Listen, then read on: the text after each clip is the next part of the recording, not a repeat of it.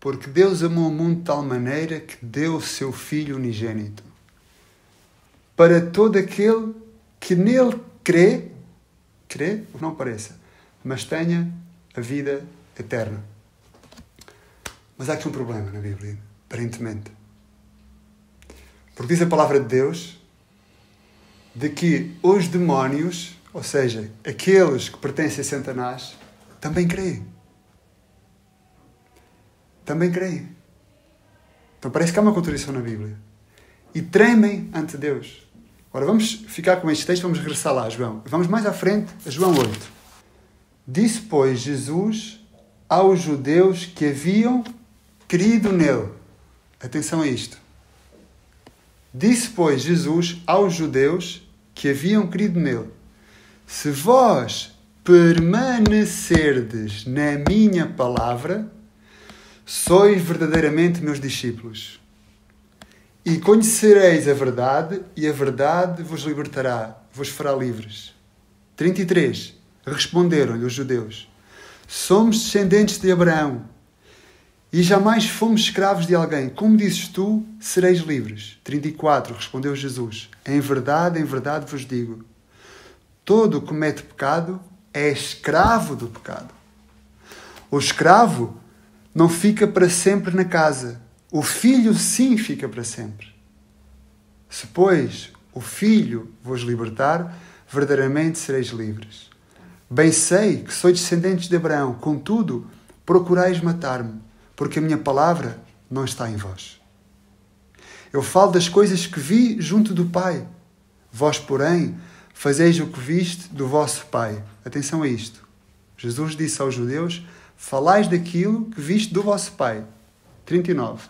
Então eles responderam: nosso pai é Abraão. Disse-lhe Jesus: se sois filhos de Abraão, praticais obras de Abraão. Mas agora procurais matar-me. A mim, que vos tenho falado a verdade, que ouvi de Deus. Assim não procedeu Abraão. Vós fazeis as obras do vosso pai. Disseram-lhe eles: nós não somos bastardos, temos um pai que é Deus. Replicou-lhe Jesus, versículo 42. Se Deus fosse de facto vosso pai, certamente me havíeis de amar, porque vim de Deus e aqui estou. Pois não vim de mim mesmo, mas Ele me enviou. Qual é a razão porque não compreendeis a minha linguagem? É porque sois incapazes de ouvir a minha palavra. Vós sois do diabo, que é vosso pai. Quereis satisfazer-lhe os desejos? Ele foi homicida desde o princípio e jamais se firmou na verdade, porque nele não há verdade. Quando ele profere mentira, fala do que é próprio, porque é mentiroso e pai da mentira. Mas porque eu digo a verdade, não credes. Disse, pois, Jesus aos judeus que haviam crido nele: se vós permanecerdes na minha palavra, sois verdadeiramente meus discípulos. Então que o ponto, também é verdade que no original, se formos a esquadrinhar a palavra crer, há duas formas de escrever a palavra crer na Bíblia, mas não vamos entrar por aí. Então, como eu fiz na oração antes de começar o culto, e estava a orar sobre isso, há muitas pessoas que creem, têm fé em coisas que não é. Então aqui o ponto, eu também acabei de dizer, de que os demónios creem em Deus e tremem. Então o ponto de crer, de acreditar, são aqueles que permanecem na palavra. Por crer em Deus, toda a gente tem que crer em Deus. Nem que seja num falso Deus criado à sua imagem e semelhança. Toda a gente crê em Deus. Só creem num falso Deus. E o Deus que estes judeus queriam era um Deus formado na sua mente, no seu desejo, nos seus objetivos de vida. Eles queriam um Jesus que viesse à terra montado num cavalo para destruir o Império Romano e estabelecer um reino judeu aqui na terra. Eles tinham criado um Deus à sua imagem e tinham interpretado a Bíblia na forma que eles queriam Deus. E aí está o ponto. Estás a entender o que eu estou a dizer? Sim. Então, para Jesus Cristo, aqueles que realmente acreditam nele são aqueles que vão ler a Bíblia, que a vão respeitar e obedecer. E este é o filtro. Seja para aquele que é descrente, seja para aquele que é crente. Muitas vezes dizemos, mas vou a esta igreja e eles dizem isto. Vou a esta igreja e dizem aquilo. A base é a Bíblia. Nunca vai ser o que eu digo, o que o homem diz, ou como a igreja diz. É a Bíblia que nos vai dar as diretrizes de que realmente nós somos filhos de Deus. E essa ideia repete-se na Bíblia, neste texto, no 37. Ele volta a repetir. Alguém que leia o 37. Bem sei que sois descendência de Abraão, contudo procurais matar-me, porque a minha palavra não entra em vós. Porque a minha palavra não entra em vós. Então, o que é que muda a fé de alguém? É quando nós vamos às Escrituras, quando nós agarramos a Bíblia de Gênesis e Apocalipse, começamos a ler, e este é o espelho com o qual nós devemos comparar. E aí vamos perceber se a nossa fé é baseada em algo supérfluo, se a nossa fé é baseada num sentimento, se a nossa fé é baseada numa crença que nós criamos, ou se é realmente no Deus das Escrituras. E o que tu acabaste de dizer no início bem, Deus teve que dar o seu filho. Mas esse dar o seu filho não foi simplesmente entregá-lo como presente. Teve que matar o seu filho. Exato. E matá-lo de uma forma muito dolorosa. E agora, quando Jesus Cristo nos chama à sua presença para o seguirmos, diz: se alguém, se alguém, esse alguém não tem em conta idade, não tem em conta nacionalidade, não tem em conta conhecimento intelectual, não tem em conta que pecado já praticou, se alguém quer vir em pós de mim, ou seja, se alguém quer vir atrás de mim, ele hoje pergunta, o que é que ele diz? Toma a sua cruz. Quando? Cada dia e siga. Então, se alguém quer vir após de mim, toma a sua cruz, ou seja, morra cada dia a si mesmo. Tome a sua cruz cada dia e siga-me.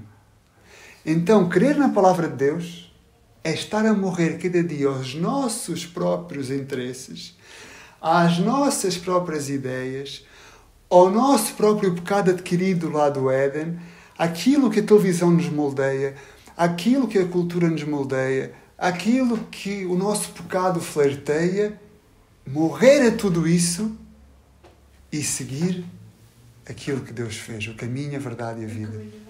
A palavra de Deus. E a palavra de Deus é completamente contrária à palavra deste mundo, é completamente contrária às nossas próprias ideias, é completamente contrária à nossa natureza.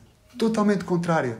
Por exemplo, nós vamos a uma escola, nós sentamos-nos para aprender e já nos dizem que nós viemos do macaco. Completamente contrário. Então, tudo aquilo que nós herdamos do velho Adão e que nós herdamos deste mundo o qual nos está a criar é tudo contrário à palavra de Deus.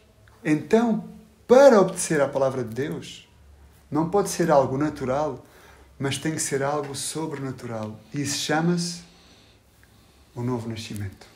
Nascer de novo. Aquele que não nasce de novo não pode obedecer às coisas de Deus. E agora, tudo acontece por fé.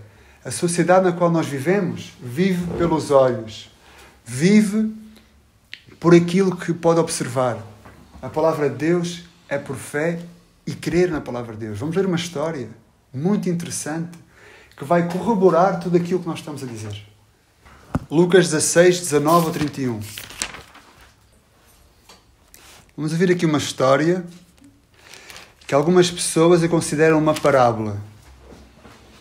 Uma parábola é quando se conta algo real com uma história fictícia, para falá-lo assim. Mas entendo eu e muitas pessoas que é uma história real. Porquê que é uma história real? Porque fala de nomes de pessoas verdadeiras. E quando a Bíblia fala de nomes de pessoas verdadeiras e personagens que estão na Bíblia, é porque essa história aconteceu. Isto aqui é bastante significativo o que vamos ler. Uma história que aconteceu. Podes ler, amada, se faz favor.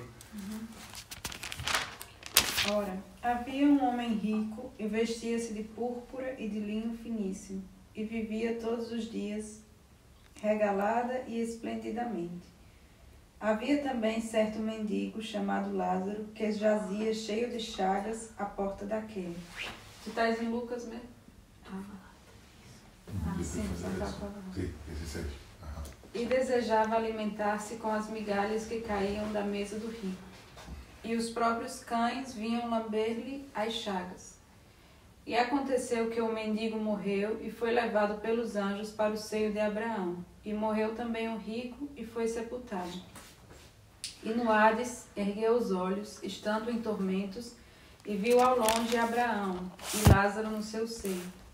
E clamando disse: Pai Abraão, tem misericórdia de mim e manda a Lázaro que molhe na água a ponta do seu dedo e me refresque a língua, porque estou atormentado nesta chama. Disse, pois, Abraão: Filho, lembra-te de que recebeste os teus bens em tua vida, e Lázaro somente males, e agora este é consolado e tu atormentado. E além disso, está posto um grande abismo entre nós e vós, de sorte que os que quisessem passar daqui para vós não poderiam, tampouco os de lá podem passar para cá. E disse ele: Rogo-te, pois, ó Pai, que o mandes à casa de meu pai, pois tenho 5 irmãos, para que lhes dê testemunho, a fim de que não venham também para este lugar de tormento. 29. Disse-lhe Abraão: Tem Moisés e os profetas, ouçam-nos. E disse ele: Não, pai Abraão, mas se algum dos mortos fosse ter com eles, arrepender-se-iam. Porém Abraão lhe disse: Se não ouvem a Moisés e aos profetas, tampouco acreditarão, ainda que algum dos mortos ressuscite. Brutal. Aqui esta história vai-nos resumir tudo aquilo que nós falamos até agora. Ou seja, de tal maneira amou Deus o mundo que entregou o seu Filho. Esse entregar matou o seu Filho, literalmente, para toda aquela, qualquer pessoa que nele crê, e esse crer significa uma vida nova e obedecer, não pareça, significa não morre eternamente no inferno, mas tenha a vida com Deus. E aqui vemos a história real de 2 personagens. Independentemente dos motivos da sua condenação, um foi para o céu e outro foi para o inferno. Quando ele se apanhou no inferno, que fala que é um sítio de tormento, que é um sítio que é tão seco e aflige tanto que pediu que lhe molhasse um pouco de água na ponta da língua, e esse tormento não será durante um dia, não será durante 1 hora, será eternamente para sempre. E o contrário também será eternamente para sempre com Deus. Estão há 2 caminhos. Ele diz-lhe em tormento: Abraão, envia a Lázaro para ir falar com os meus familiares. Envia-os para ir falar com os meus familiares. Isso está registado no versículo 16. Respondeu Abraão: Eles têm a Moisés e os profetas. Ouçam-no. Quem me explica o que está aqui escrito? Resumidamente. Eles têm quem? Eles têm a palavra. Eles têm a Bíblia. Tem a palavra. Porque neste então, Moisés e os profetas era o Antigo Testamento, porque o Novo ainda não existia. E o homem replica no 30. Mas ele insistiu: Não, pai Abraão. Não, pai Abraão. Se alguém dentre os mortos for ter com ele, arrepende-se. Porque o homem quer ver, o homem quer palpar, o homem quer sinais e prodígios. Já Jesus Cristo, quando foi questionado em vida, perguntava-lhe aos fariseus: Envia-nos um sinal. E ele disse: Se não crerem no sinal de Jonás, não vão crer. Que sinal de Jonás era esse? Que ele iria passar 3 dias na barriga do peixe, que aqui significava a morte de Jesus e a sua ressurreição. Então, esse é o sinal que dá vida. É por fé que nós somos salvos. Ele volta a dizer no 31, Abraão, porém, lhes respondeu: Se não ouvem a Moisés, os 5 livros da Bíblia, e os profetas, todos os livros até o Novo Testamento, e não, atenção, tampouco se deixarão persuadir, ainda que ressuscite alguém dentre os mortos. O mundo inteiro diz muitas vezes: Se ouvir a Jesus Cristo, vou crer. Isso não é verdade, porque Jesus veio aqui à Terra e as pessoas não acreditaram. Então a salvação é por fé. Mas a fé é a representação de crer e obedecer à sua palavra. Então, perante isso, como é que nós vamos saber quem são aqueles que creem e obedecem à sua palavra? Vamos ter que ser provados. E no mundo inteiro nós somos provados e temos regras. Temos regras no supermercado. Temos que ir para a fila, temos que pagar, se temos os descontos, temos que dar o cartão do Continente ou do Lidl. Se nós entramos num autocarro, temos de ter o cartão andante. Se não entrarmos no metro, se não tivermos o cartão andante, somos multados. Se nós queremos viver neste país, temos de ter um cartão de residente, temos de ter o número das finanças, temos que fazer o IRS agora nestas alturas, temos de submeter às leis dos presidentes e dos governos. Então nós, diariamente, temos leis. Vamos para a escola, temos que obedecer aos professores, temos que obedecer ao presidente da escola, mas quando chega a Deus, nós queremos quê? Fazer as nossas próprias regras. Mas não é assim. Deus estabeleceu as suas regras. As suas regras estão aqui. Não vai ser um pastor, não vai ser um padre, não vai ser um papa, não vai ser uma religião. Quem estabelece as regras é Deus. E as regras estão aqui. E agora a pergunta vem: Pedro, eu já leio. Pedro, eu tenho fé, mas necessitamos de ser provados. Porque pelos frutos se conhecerá. Porque mesmo uma pessoa que leia a Bíblia e a tente provar cientificamente e arqueologicamente, até os dias de hoje não se consegue encontrar erros arqueológicos e científicos na Bíblia. Porque até na criação se encontra os princípios científicos, na arqueologia encontra-se os personagens que estão aqui. Então é necessário ser provado para realmente perceber se aqueles que têm fé e creem nisto vivem consoante essa verdade. É como na escola. Nós andamos durante 9 meses a ouvir um professor e no final somos examinados. Aquele que não aprova quer dizer de que afinal ouvia a palavra do professor, mas não se arraigava nele. Pois há outros, que são aqueles que se preparam durante 3 dias ou 1 hora antes e memorizam tudo aquilo que o professor disse durante 9 meses e escrevem umas cábulas e conseguem aprovar. Mas depois de aprovarem, tudo aquilo que escreveram para a aprovação foi embora. Voou. Mas há aqueles que ouvem o maestro, que ouvem o professor, que estudam em casa, que refletem sobre aquilo, que aprovam e o aplicam na sua vida, para a sua profissão e na sua área. Claro que o que estamos a falar aqui na Bíblia é sobrenatural, mas se nós analisarmos é bastante parecido.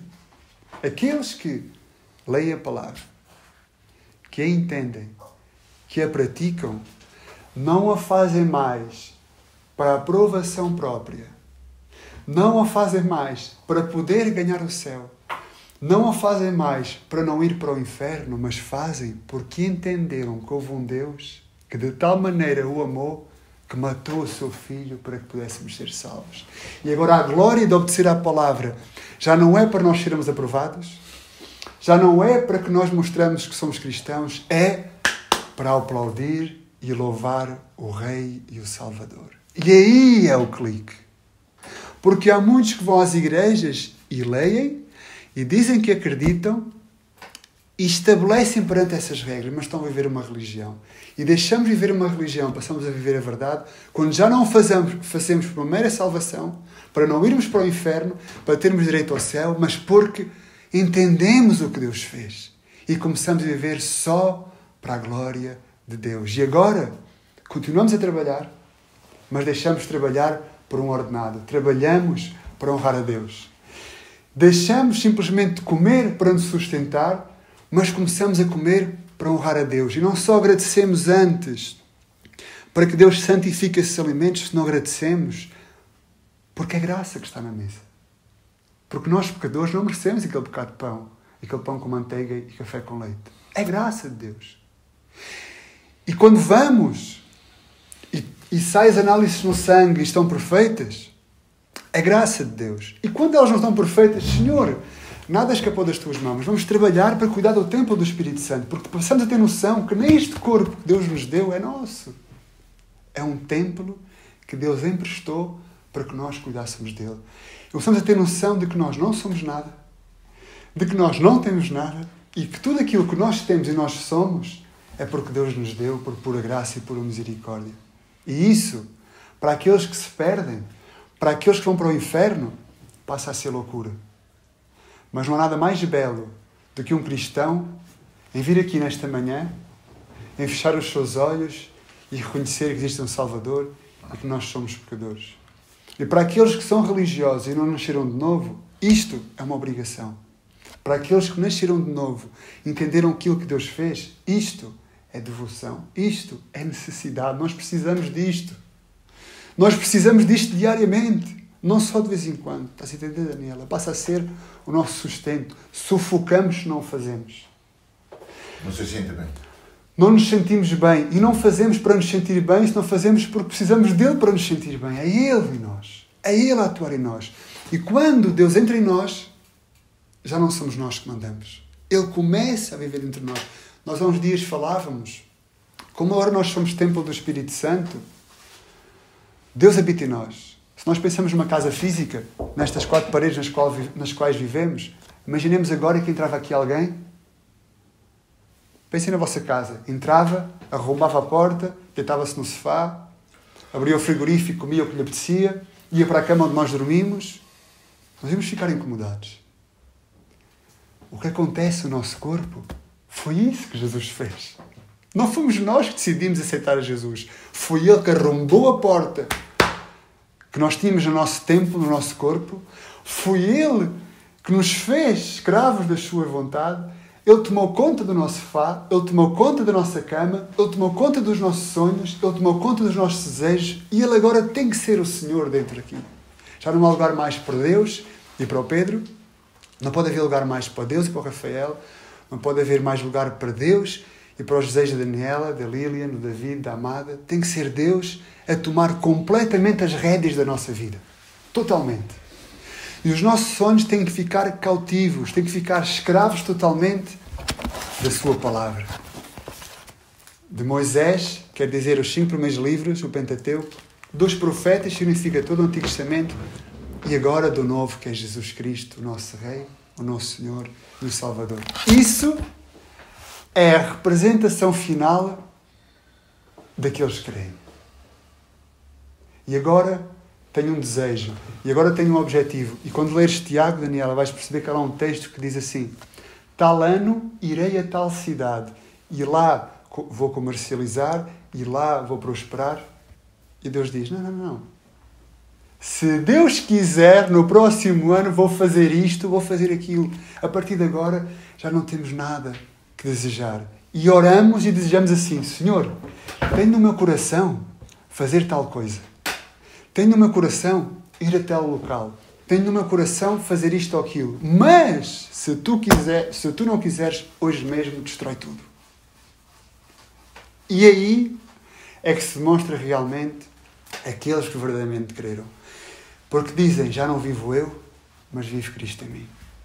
E agora todos os nossos desejos, todos os nossos objetivos são completamente dominados e abraçados pela palavra de Deus. E agora, nós já não lemos a Bíblia porque somos obrigados a ler a Bíblia para ser salvos. Não vamos ler a Bíblia porque queremos saber o que Deus demanda de nós. Queremos saber o que Ele pede para a nossa vida. Queremos saber o que Ele ordena para que nós façamos. Não é obrigação. Se nós vamos até ao Gerês e encontramos aqueles vales, aqueles rios, as barragens, o sol a levantar-se no Gerês, ficamos encantados. Uau, o que é isso? Aquele que tem um encontro com Deus, quando vem ao culto, vem dizer: uau, Senhor, quão grande Tu és. É um desejo de vir cultuar a Deus. É Deus a atuar dentro de nós. E começa um relacionamento. Começa uma intimidade. Começa um crescimento a 2, que é um amor que começa em Deus. Não somos nós que amamos a Deus. Nós amamos a Deus porque Ele, como diz a palavra de Deus, nos amou primeiro. Não é porque eu amo a Deus que vou seguir, é porque Ele me amou primeiro que me obrigou a amá-lo. E o amor na Bíblia não é um sentimento como Hollywood diz. O amor na Bíblia não é um filme romântico. O amor na Bíblia não é dar uma flor todos os dias. O amor na Bíblia é obediência. Obediência. E Deus testa a nossa obediência desde o início. Antes do pecado existir no mundo, já havia teste à nossa obediência. Onde? No Jardim do Éden. Exato. Colocou todos os frutos para que deles pudessem comer. E disse: mas dessa árvore não comerás. Porquê? Porque se não há prova, não há como testar o amor e a obediência de alguém. Estão a entender? Sim. Então é necessário provar-nos para ver a nossa obediência. E Deus prova-nos constantemente. Deus? No mundo, as pessoas agora dizem assim, procura o teu eu, tens que ser feliz, tens de realizar os teus sonhos. Deus, já desde o início, diz não. Tu não. Aquilo que eu mando. Adão e Eva, no mundo sem pecado, já ouviram não. Desse aí, não toques. E a sociedade de hoje ensina-te sim, sim, sim. E quando dizes não no politicamente correto, no progressismo, não podes dizer mais a palavra não. Tens de encontrar outros sinónimos, outros adjetivos, outras formas para que a pessoa seja levada e ela possa aprender. Não. Para Deus ou é sim ou é não. Diz em Deus sim e em Deus amém. Que o vosso sim seja sim, que o vosso não seja não. Deus é completamente diferente das regras do mundo. Deus é Deus. E aqueles que sujeitam às regras do mundo em contra de Deus serão julgados eternamente no inferno. E o novo nascimento é intimidade e o novo nascimento é conhecimento. Sem querer largá-lo muito mais, vamos só tratar uma vez mais da palavra conhecer. Muitas vezes eu vos falei, muitas vezes a relembro e é necessário falar dela para terminar esta mensagem. Todo aquele que nele crê, todo aquele que conhece a Deus, todo aquele que conhece a Deus vai intimar com Ele. A palavra conhecer na Bíblia significa intimar. A palavra conhecer na Bíblia, e atenção a isto, significa relações íntimas. Relações que o marido e uma mulher têm. Relações no secreto. Significa, literalmente, ter relações sexuais. Porque quando diz na Bíblia, Adão conheceu Eva, significa que Adão intimou com Eva. E quando Adão intimou com Eva, foi às escondidas. Porque Adão e Eva não podiam intimar em público. Porque para Deus, intimar em público é pecado. Certamente, Adão e Eva foram no seu recanto. Não sabemos como, se tinham uma casa construída de palmeiras, não sabemos. Mas eles intimaram. Tal como um marido e uma mulher intimam hoje no seu aposento. Mas a intimidade no aposento vai gerar frutos. A intimidade no aposento gera um fruto. Traz frutos, não é? Então aquele que intimida com Deus, aquele que conhece a Deus, tem que intimar com Ele. E essa intimidade vem como? Na oração no aposento. Diz Deus na sua palavra, para fecharmos a porta, nos metermos num aposento, onde ninguém vê, só Deus, e vamos intimar com Ele. Claro que não estou a dizer com isso, para esclarecer, não estou a dizer que vamos ter relações sexuais com Deus. Atenção, estou a dizer uma intimidade, um amor de um pai para com o filho. É ali que nós vamos despejar, entre aspas, todo o lixo perante Deus. Todo o nosso pecado, toda a nossa asquerosidade, tudo aquilo que Deus viu nos nossos pensamentos, Deus viu nos nossos desejos, Deus viu nos nossos olhares, Deus viu nas nossas palavras. E isso aí é como aquele que tem um cancro e vai a uma quimioterapia. E precisa passar por esse processo, como aquele que não tem rins e vai a hemodiálise, em que o sangue passa por uma máquina para o limpar. Esse é a nossa quimioterapia. Essa é a nossa hemodiálise. Nós entramos no aposento, fechamos a porta, Senhor, miserável de mim, que me livrará deste corpo de morte. E Deus atua dentro de nós. E o Espírito Santo começa a trabalhar em nós. E vem também o lavamento através da palavra. Como Jesus Cristo disse a Nicodemos, se não nasceres da água e do Espírito, não poderás herdar o reino dos céus. Esse nascer da água e do Espírito significa o lavamento da palavra. Vamos à palavra e lemos. E aí vem uma intimidade. Vem um relacionamento. Como eu falava com o Rafael na quinta-feira, é como um homem que vai para a guerra, está longe da sua mulher, está longe da sua amada e de repente na guerra recebe uma carta. E na guerra, naquela carta, vê lá uma fotografia da sua amada, quando ainda não havia internet, quando ainda não havia Facebook, e recebe uma fotografia a preto e branco da sua amada. E recebe também uma carta da sua amada a descrever o quanto o ama, a descrever que espera por ele, a descrever que quando acabar a guerra vão estar juntos. O que é que esse homem na guerra vai fazer? Diariamente, sempre que para de dar tiros, sempre que tem um momento até na trincheira, sempre que está perante a morte, a ansiedade e a angústia, o que é que ele faz? Para descansar. Vê aquela foto a preto e branco, que nem representa os olhos bonitos da sua mulher, que nem representa a cor do cabelo, mas é uma representação. E perante tiros, perante bombas, perante ameaças, o seu coração relaxa.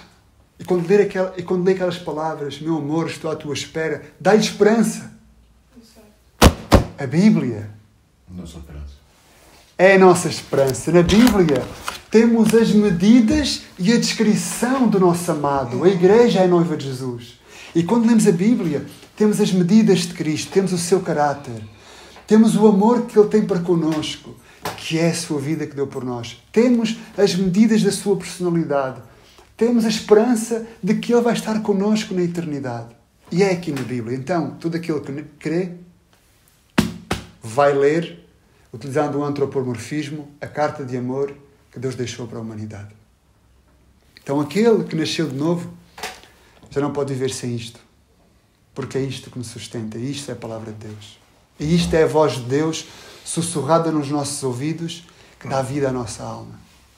E isto é o que nos vai sustentar. É o pão. É o pão diário. Porque diz a palavra de Deus, não só de pão viverá o homem, mas de... Como é, Liliane? Toda a palavra de Deus. Algumas pessoas dizem assim, eu acredito em Deus, eu tenho fé em Deus, eu tenho a Bíblia aberta no Salmo 91, eu tenho a palavra aberta no Salmo 23. Mas a palavra diz, este versículo diz, não só de pão viverá o homem. Tentem passar um dia sem comer. Começa a barriga a ruminar. Tentem passar uma semana sem comer. Talvez aguente. A terceira semana, talvez sejam hospitalizados. É que Deus está a dizer.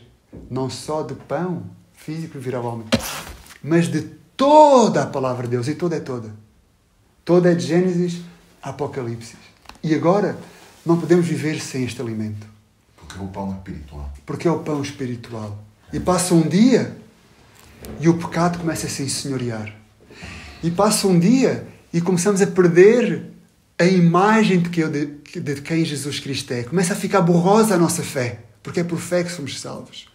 Passam 3 dias e já estamos escravos de Satanás. Passa uma semana e se não é graça de Deus, viramos pó. Não conseguimos nem levantar-nos da cama. Caímos em depressão, caímos numa humilhação e é aí que Deus diz, filho meu, vem cá, abre a palavra, fala comigo e começa a restaurar-nos. Começa através da fé a trazer-nos a esperança, através do Espírito Santo a dar-nos vida. Este é o nosso sustento. Porque é a palavra que nos vai sustentar e foi a palavra que nos salvou. A palavra salvou-nos. Onde é que está escrito isso? 1 de João, capítulo 1, versículo 1. No início era o verbo, no início era a palavra. E a palavra era Deus e a palavra estava com Deus. Ou seja, a palavra é Jesus. Aqui temos Jesus. E se de tal maneira Deus amou o mundo que entregou o seu Filho, que entregou a palavra, se nós realmente queremos e nascemos de novo, isto passa a ser o nosso sustento diário. O nosso bem mais precioso. Não é a igreja, nem o pastor, nem a denominação que nos salvou. Nós vamos lá porque somos salvos e queremos ouvir a palavra, queremos ver a Jesus, queremos intimar com Ele, queremos conhecer a Jesus. E aí é o verdadeiro novo nascimento. Os nossos objetivos de vida ficam escravos totalmente da palavra de Deus. Jesus Cristo, quando disse aos judeus, verdadeiramente sereis meus discípulos, servos de Jesus, a palavra servos de Jesus significa doulos no original, que é escravos. Escravos. Se vocês relerem também o capítulo 8, o próprio Jesus diz, escravidão, melhor dito. Então, nós sabemos de que um escravo não faz a sua vontade. Se nós vivêssemos há tempos atrás, se nós vivêssemos séculos atrás e a nossa cor de pele fosse escura e nós vivêssemos em África, o mais provável é que acabaríamos ou na Europa ou nos Estados Unidos como escravos. E sabemos pela história que um escravo não fazia nada da sua própria vontade. Estava acorrentado, trabalhava horas sem fio, podia estar no Brasil até a trabalhar nas minas, a apanhar o ouro para trazer para a Europa. Não fazia a sua vontade. É que Deus está a dizer agora. Se nós conhecemos a verdade, que nos fez livres, parece um paradoxo. Agora somos escravos de Deus. Porque a nossa liberdade é uma pessoa, que é Cristo. A nossa liberdade não é um sentimento. Sou livre. Não, não. É mais livre uma pessoa numa cadeia que está pronto a ir para a silha, para a cadeira da morte, ou levar uma injeção. E naquele momento se arrepende, é mais livre do que um primeiro-ministro que pode voar para onde quiser, mas não conhece a Jesus. A verdadeira liberdade é conhecer a Jesus Cristo. Como o ladrão na cruz. Estava cravado numa cruz, cravado pelos braços, cravado pelos pés, não se podia mexer e conheceu a verdadeira liberdade. Jesus disse, hoje mesmo estarás comigo no paraíso. Então, qual é a semente para nós estarmos com Deus? Qual é a semente para nós estarmos com Deus? O arrependimento. É necessário arrepender-nos dos nossos pecados. E o arrependimento é a demonstração que Deus começou a atuar no nosso coração. Necessitamos arrepender-nos. Então, Daniela, tudo isso tu disseste e bem. E se fosse um exame, tinhas nota 10, de 0 a 10, é necessário colocares aí um tempero, que é o arrependimento. Arrepender-te dos teus pecados, arrepender-te de quem tu és, arrepender-te dos teus objetivos e começares a viver de acordo com aquilo que Deus estabelece. Essa é a demonstração que alguém realmente creu e se arrependeu. E tem fé. Que se arrependeu. E o arrependimento não é só num dia. O arrependimento é toda a vida, para sempre. E aí, Cristo é aplaudido. Não hoje, mas talvez daqui a 2 semanas vamos ler um texto em que vamos poder ler na Bíblia: quando um pecador se arrepende na terra, há festa no céu. E esta festa é feita por Deus. Então, se queremos ver Deus em festa, se queremos ver Deus exaltado, necessitamos arrepender-nos. A Ele toda a glória. Até o maior dos pecadores se arrepende. Mas há uma diferença aqui. O principal Al Capone, que era um criminoso muito conhecido, ele matou muita gente, traficou droga, era um capo. E ele, para se justificar, ia à Igreja Católica e dava muito dinheiro para poder pagar, sentir-se bem. Todo homem, quando nasce, tem cravado na sua alma os 10 mandamentos de Deus, aqueles mandamentos que tu citaste. Por exemplo, se nós vamos à tribo indígena na Amazónia, que nunca teve contacto com a Bíblia, nunca ouviu a mensagem da Bíblia, mas se nós rompermos algum dos mandamentos, por exemplo, se lhe roubarmos uma mulher, se lhe matarmos um filho, aquele indígena não vai gostar, tal e qual como um chinês, tal e qual como um africano. Porquê? Porque essa imagem de Deus está cravada dentro do homem. Só que uns têm essa mente mais cautiva, mais dominada por este mundo. Isso explica em Romanos 1 e 2. Há outros que estão mais sensíveis a esses mandamentos. Então o arrependimento é normal e natural porque esses 10 mandamentos estão colocados lá. Mas há um arrependimento bíblico que é diferente do arrependimento de sentimento humano. Porque fazer coisas más não é benéfico para o humano. Até que é aquele toxicodependente que se injeta diariamente, algum momento lhe dá o arrependimento. Tem que parar com esta vida, que isto não vai levar a lado nenhum. Mas aquele arrependimento não muda. E no dia a seguir continua a injetar-se. E no dia a seguir continua a injetar-se. Há um arrependimento que é diferente, que é um arrependimento bíblico. E esse arrependimento bíblico, espero que Deus escreve isso na tua alma, Daniela, Rafaela, a mim, a Lilian, a Amada, ou David, e nos lembre uma vez mais. Arrependimento na Bíblia é uma palavra composta de 2 palavras. E a palavra no original, que em grego é metanoia. São 2 palavras, metanoia, que significa, literalmente, mudança de mente. Ou seja, o pecador arrepende-se, mas no dia a seguir continua a pecar. Aquele que é nascido de novo, metanoia, muda a mente. O que é que isso quer dizer? Quando vai à presença de Deus em oração, quando vai a ler a Bíblia, não vai simplesmente para arrepender-se, para passar um pano em cima, ou como passar uma esponja naquele quadro cheio de giz e voltar a pecar. Não. Vai mudar a sua forma de mente. Muitas vezes põe este exemplo, é como se eu fosse nesta direção, parasse e voltasse em direção completamente contrária. Mudança de mente. É como se Deus conseguisse abrir a nossa parte de cima da cabeça, tirasse um cérebro e metesse outro. E tem que haver mudança. Então aquele que diz que é nascido de novo, que respeita a palavra e passa o tempo e não existe uma mudança perante a vida de pecado, é porque não se arrependeu biblicamente, arrependeu-se humanamente falando. Entendemos? Essa é. E como é que nós vamos saber tudo isso? Por isso é que a palavra disse, pelos frutos os conhecereis. Nós não somos Deus. Deus sabe quem são os seus filhos e Deus sabe quem não são os seus filhos. Então aqui na Terra só há uma forma de saber quem realmente se arrependeu, que é o tempo. Só o tempo dirá. Só o tempo dirá quem realmente produz frutos. Alguns demoram anos a mostrar que os seus frutos não eram de Deus. Alguns em poucos dias assim o mostram. E há outros que aparentemente parece que eram de Deus, mas passados uns anos dão frutos de Deus. Então, Deus é que sabe e diz, não cortem já o joio para não arrancar o trigo. Ou seja, não cortem já o pecador para não fazer mal àquele que crê. No final dos tempos, Deus no seu juízo final, Deus no seu trono de justiça, vai demonstrar ao mundo quem é quem.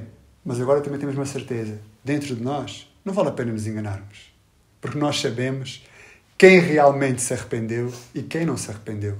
Porque eu perante o Rafael, perante a Daniela, perante a Lilian, perante a minha mulher, já nem tanto porque diariamente estou com ela, posso dissimular, posso disfarçar, posso parecer que sou outra pessoa. Mas perante Deus não vale a pena que não nos enganamos. E mesmo nós sabemos que objetivos de vida nós temos, que desejos nós temos e para quem nós queremos viver. Porque aquele que é nascido de novo, se peca é uma angústia. Se não vive para aquilo que Deus diz, é um tormento. E a verdadeira liberdade é ser escravo da vontade de Deus, que é a sua palavra. Amém? Que Deus nos ajude através da sua graça. Por tudo aquilo que eu estou a dizer é graça que pinga do céu. E graça é graça.